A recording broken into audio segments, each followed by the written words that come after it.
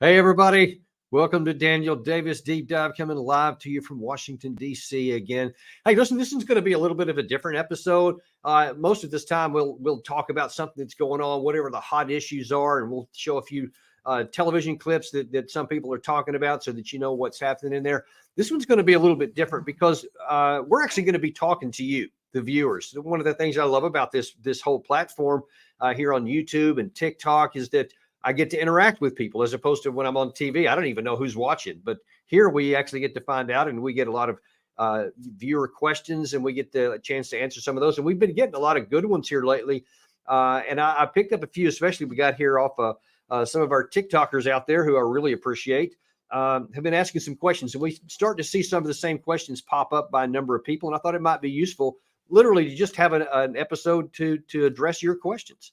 And so as we're going hard, if you get some more, put them in there. Gary's actually keeping track on that, and he'll pop some of those up there if we get a chance, and we'll just keep going on with that.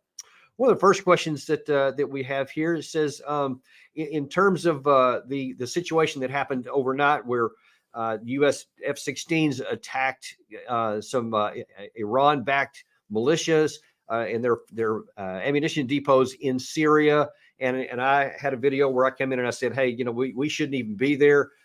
This could get us sucked into a war, and we should withdraw our troops or so. So in response to that, one of our viewers says, but they are attacking us with drones. What better response is there? What should we do?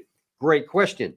The point that we have to observe is that it's not just what happened on that moment, because look, if American troops are on the ground, even though I think it's a bad idea and we shouldn't do it, they do have to be protected.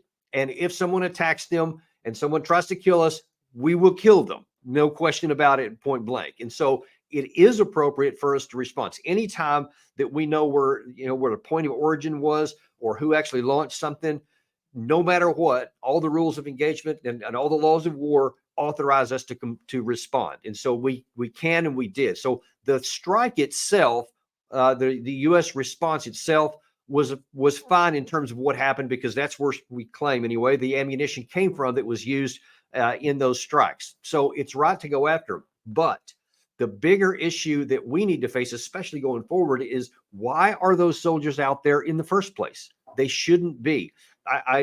You may have seen one of my earlier episodes today where I actually played a clip from 4 years ago when I was on Fox News, and I talked about this exact scenario. And I said, we need to get them out of there now before anybody gets attacked and killed.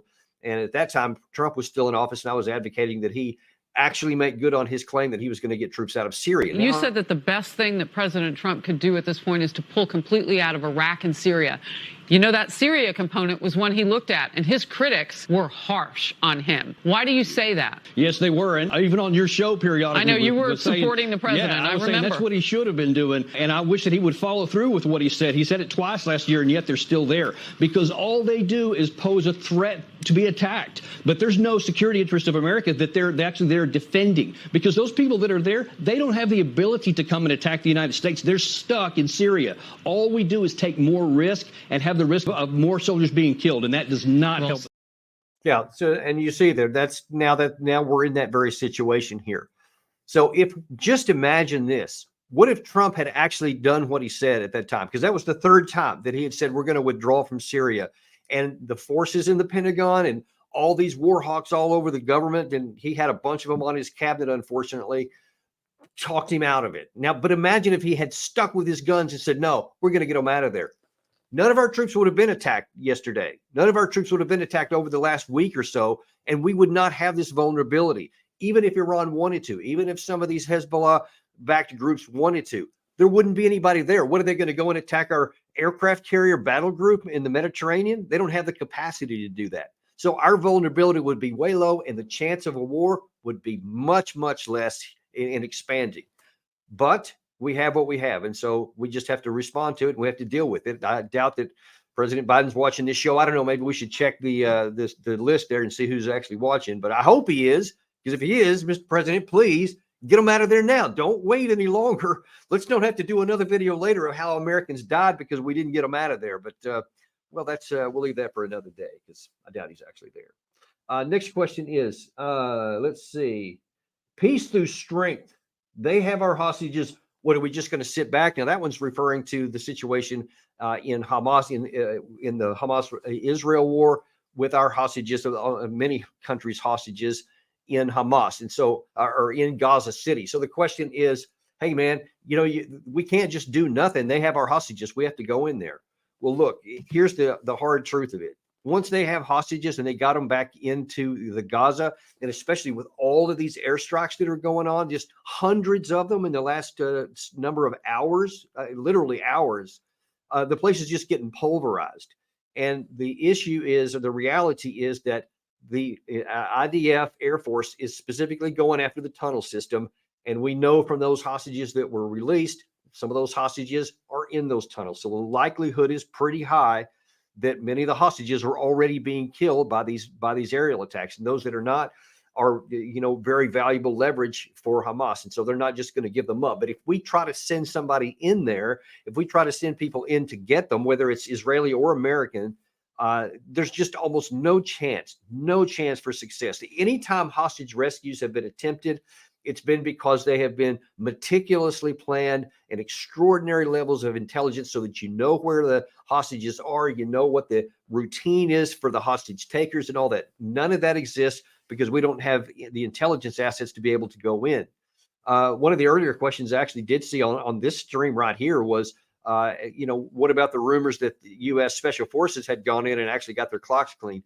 I've heard that rumor as well. I don't put a lot of stock in it, if only because that's not the way we operate. That would be kind of flying by the seat of your pants kind of situation. There wouldn't be any chance to really do good reconnaissance or have a good, well thought out plan or have a chance, a high chance of success. So I doubt that we did that, but I can't rule anything out. So it's possible. We'll see. Okay, moving on to the next question. The stakes. These strikes prevent wars. Again, going back to the US F-16 strikes. These strikes prevent wars. It sounds cowardly to withdraw. Look, I get that. I do. I understand if you're just looking at this on the surface and you're thinking, okay, hang on. You had, whether it's Kataib Hezbollah in Iraq or some of these other groups in Syria, they launch a few drones at our people, throw a few homemade rockets at them, and then we leave. That looks like we're cowards and we leave. I understand that's what it looks like, but here's the bigger picture. As I've been saying for years, they should not have been there because consider this, they serve no value, no purpose to the United States, that we're not being kept safe by it. There's no enemy to the U.S. over there that they're fighting. They're just there. They're just in the desert. So my fellow brothers and sisters in uniform are sitting out there and just basically being targets, wondering if any of these strikes are going to happen to kill them.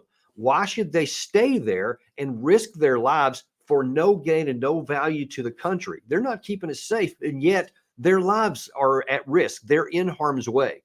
My argument is, if we genuinely care about our people and we care about our national security interest, those troops need to be withdrawn. It's a wise thing to do. Now, of course, some of these groups, they would crow and they would claim, oh yeah, we made them run out.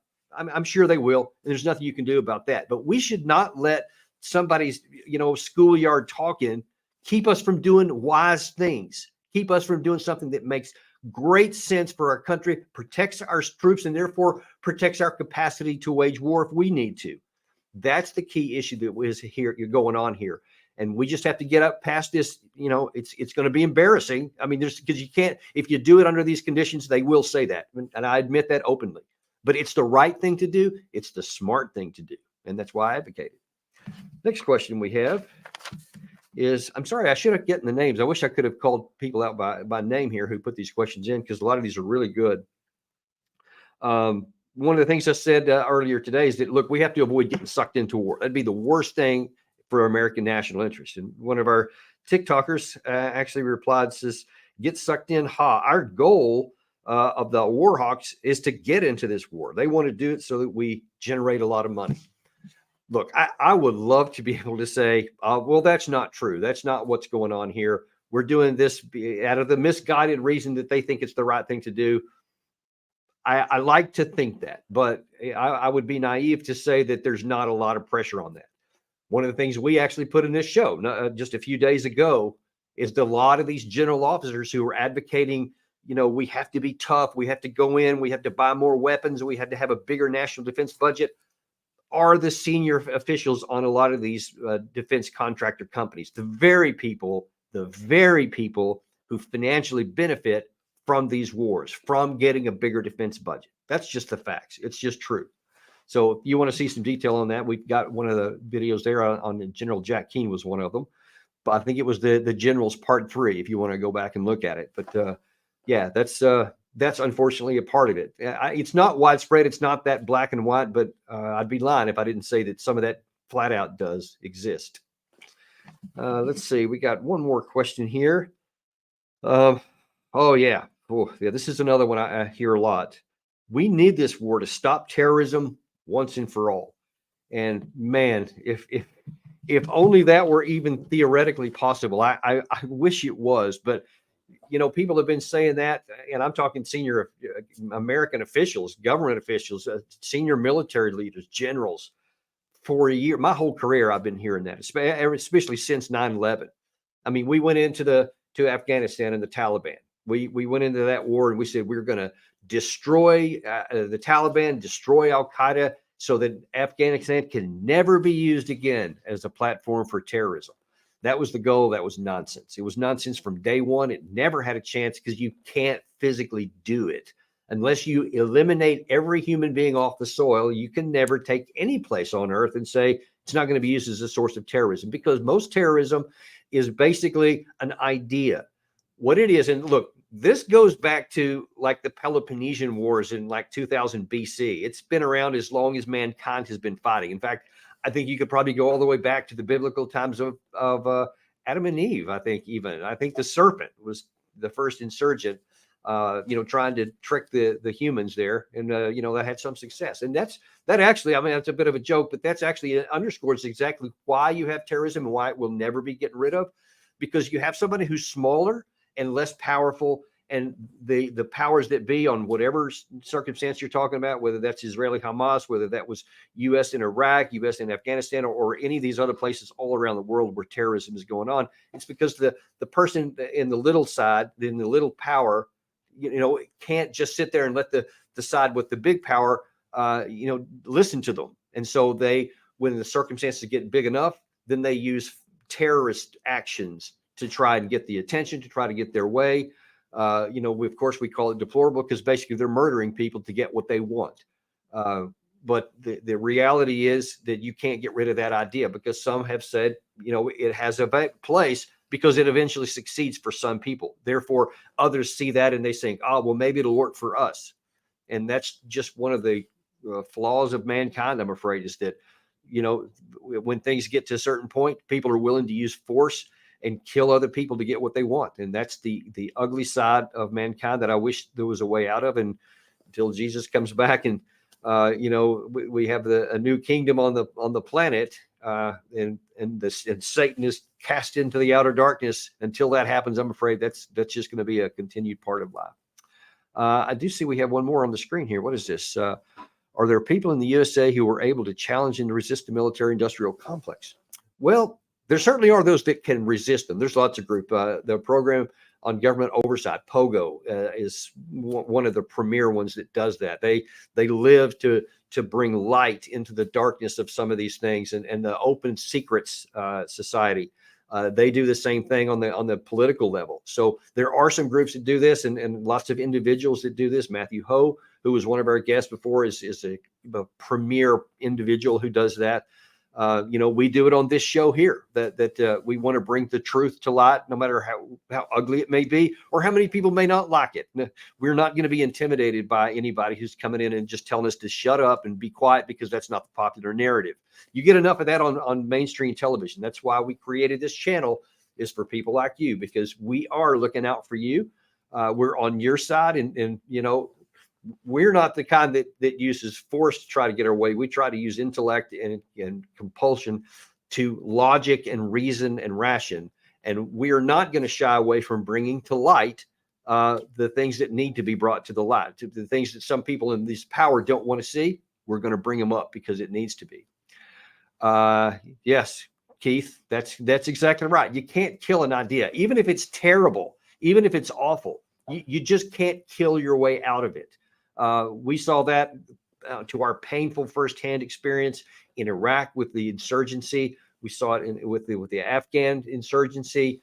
The Russians before that in the Afghan insurgency, they saw it. I mean, you can just go down the list through the centuries. There's so many times people have tried to kill an idea and it just can't be killed. You just have to find a way to work with what you have.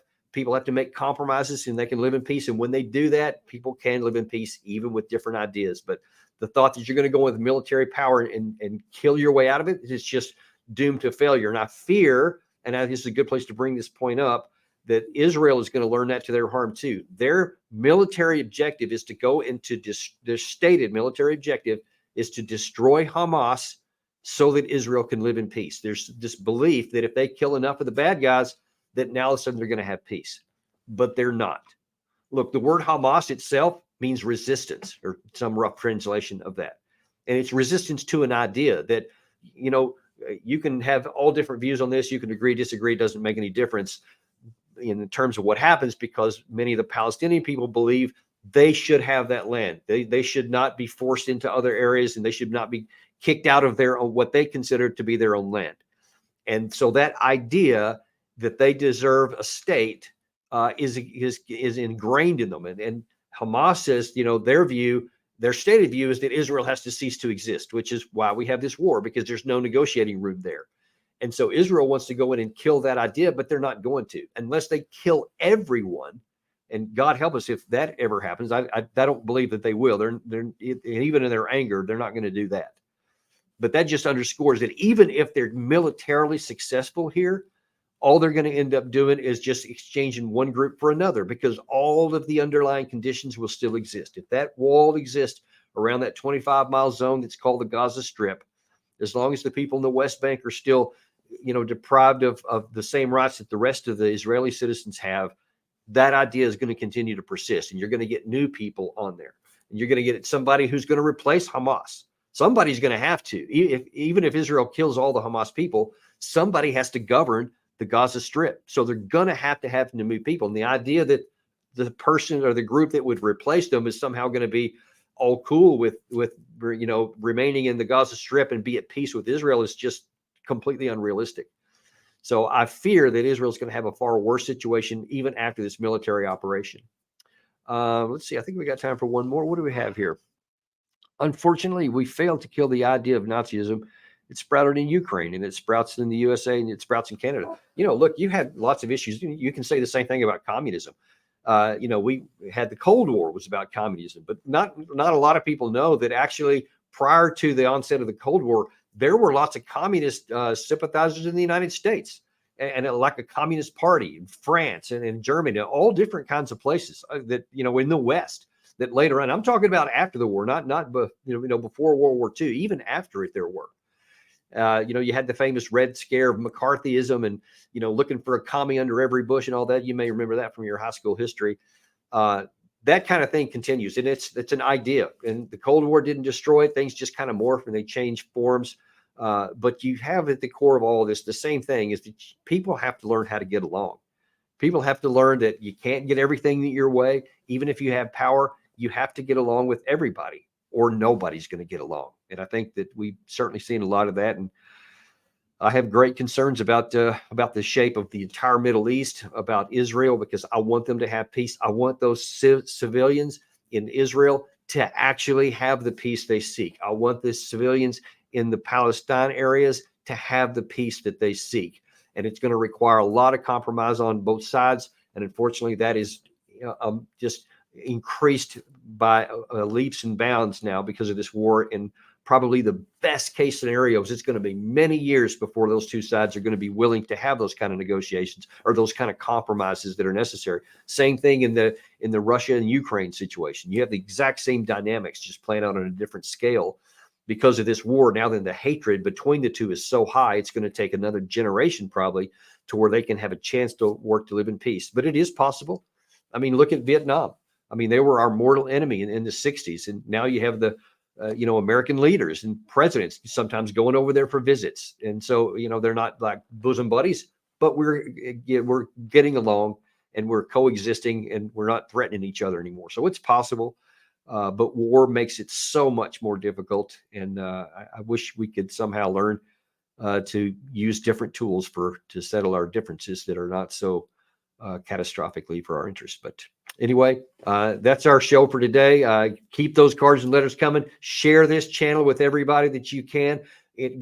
Tell them, look, somebody is actually out there on your side. There's a channel that's actually putting out information that cares about the people. We don't have any corporate sponsors. There's no money behind us at all. This is just, right now it's a partnership between Gary and I. And, he worked 17 years with Fox News. And now that he's out there also looking out for you. And we're going to continue to do that. And we'd love if you'd spread this to all your friends and family and put the word that somebody's out there on your side. We'll keep doing it. Thanks. And keep those questions coming. We'll see you next time on Deep Dive.